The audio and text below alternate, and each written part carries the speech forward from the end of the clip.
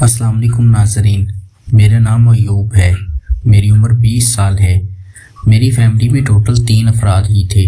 मैं माँ बाप का इकलौता बेटा था और बहुत खूबसूरत था। हमारी रहाइश लाहौर की है।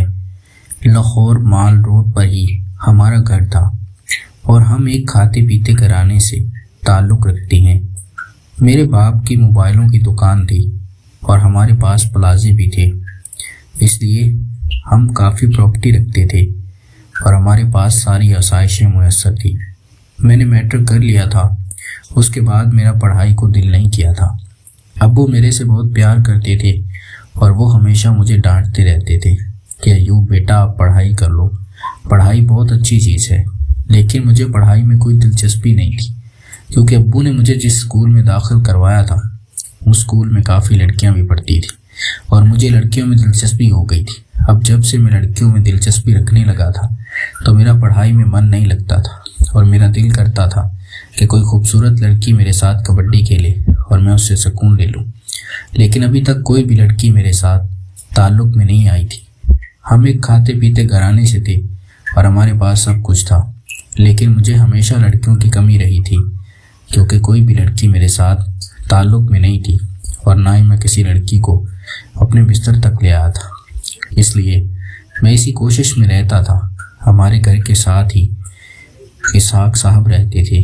उनकी बीवी वो अकेले ही थे, क्योंकि इसाक साहब की औलाद नहीं थी। उनकी बीवी बहुत खूबसूरत थी और उनकी उम्र 35 साल थी। वो हमारे हमसाए ही थे। मैं उनके घर अक्सर चला जाता था तो उस साहब की बीवी नीता मेरे साथ काफ़ी अच्छा रवैया रखती थी और वो मेरा काफ़ी ख्याल रखती थी, क्योंकि वो थोड़े मिडिल क्लास फैमिली से ताल्लुक़ रखते थे और हम एक खाते पीते घराने से थे।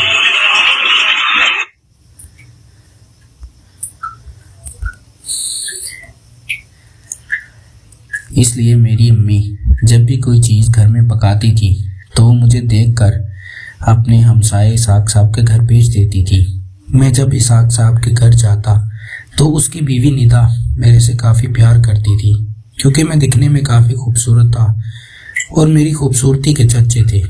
लेकिन मेरी बदकिस्मती ये थी कि कोई भी लड़की मेरे साथ ताल्लुक़ में नहीं थी और ना ही मैंने किसी लड़के के साथ वो काम किया था। इसलिए मैं इसी तलाश में था। तो एक दिन अम्मी ने दिन को गोश्त पकाया था और अम्मी ने मुझे कहा था कि हमारे हमसाए इसाक के घर चले जाओ और उसकी बीवी निता को ये गोश्त दे कर आओ। मैंने अम्मी की बात मानी थी और उनके घर चला गया था। उस दिन हमारे हमसाए निता आंटी घर में अकेली थी। मैंने उनको गोश्त पकड़ा दिया तो वो चाय बना रही थी और उसने मेरे लिए भी एक कप चाय बना ली थी। मैं आंटी निदा के पास ही बैठ गया था और उससे काफ़ी गपशप लगाने लगा था।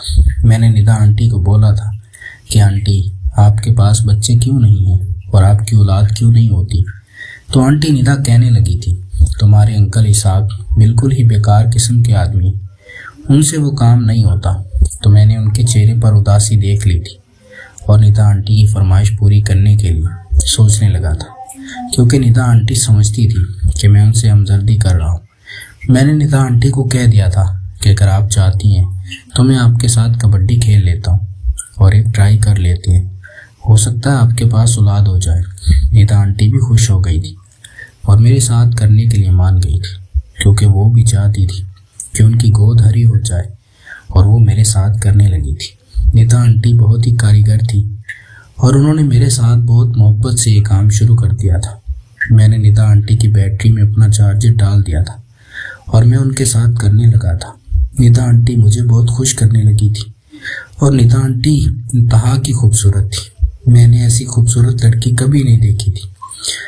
निदा आंटी ने मुझे मुकम्मल मुतमईन कर दिया था और मुझे उनके साथ करने के बाद बहुत सुकून मिला था। निदा आंटी भी मेरी आदी हो गई थी और उन्होंने मेरा फ़ोन नंबर ले लिया था। मैं जब भी घर में फ्री होता, निदा आंटी के शौहर इसाक अपने काम पर चले जाते तो निदा आंटी मुझे घर बुला लेती थी। फिर 6 माह बाद ही निदा आंटी को खुशखबरी मिल गई थी और उनकी गोद हरी हो गई थी।